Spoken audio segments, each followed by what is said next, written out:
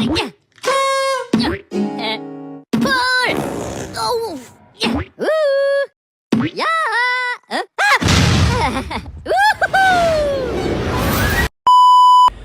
teman-teman, perkenalkan nama saya Andika Putra Sugiarto dengan NPM 25220112. Saya dari Prodi Keperawatan Fakultas Kesehatan Universitas Jenderal Ahmad Yani Yogyakarta. Di sini saya akan menggambar agen infeksius dan memberikan penjelasan terkait dengan agen infeksius untuk mata kuliah Ilmu Dasar Keperawatan.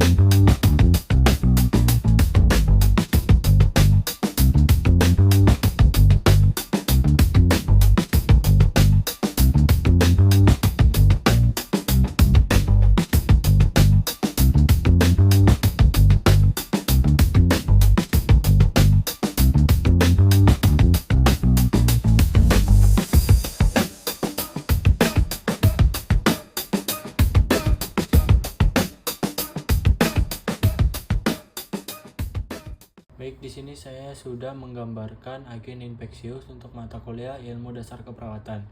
Di sini saya sudah menggambarkan ada 9 macam. Yang pertama ada virus hepatitis B, yang kedua ada adenovirus, yang ketiga ada rotavirus, yang keempat ada kutu atau ektoparasit, yang kelima ada chlamydia, Yang keenam ada bakteri, yang ketujuh ada paramecium, yang kedelapan ada bakteri basil, yang kesembilan ada bakteri berflagel.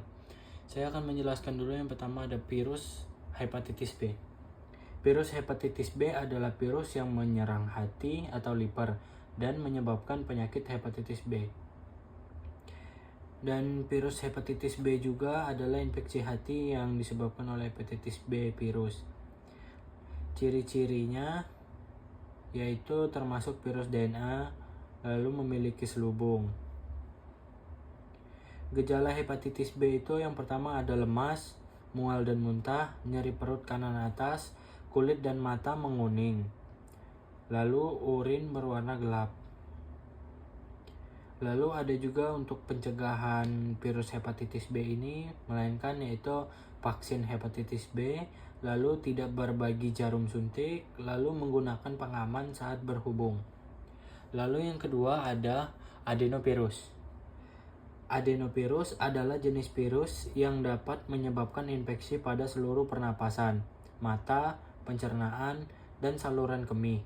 Virus ini sering menyerang anak-anak, tetapi untuk orang dewasa juga bisa terinfeksi. Adenovirus adalah virus DNA yang tidak memiliki selubung atau non-enveloped dan berbentuk polyhedral.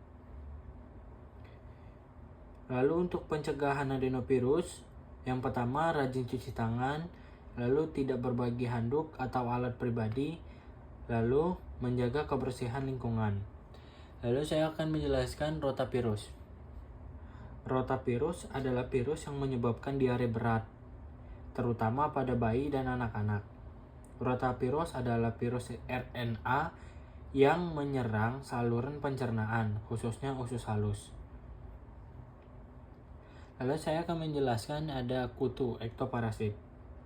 Kutu adalah hewan kecil yang hidup di permukaan tubuh makhluk hidup dan mengambil makanan, biasanya seperti darah, dari inangnya.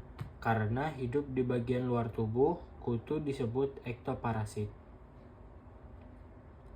Ciri-cirinya kutu itu seperti ukurannya kecil, tidak bersayap, berkaki 6, lalu menghisap darah. Ia hidup di rambut, kulit, atau bulu hewan. Lalu di sini saya akan menjelaskan lagi ada yang kelima, chlamydia. Chlamydia adalah infeksi menular seksual atau IMS yang disebabkan oleh bakteri bernama Chlamydia trachomatis. Chlamydia adalah penyakit infeksi yang menyerang organ reproduksi, tetapi juga bisa menyerang mata dan saluran kemih. Lalu di sini ada bakteri.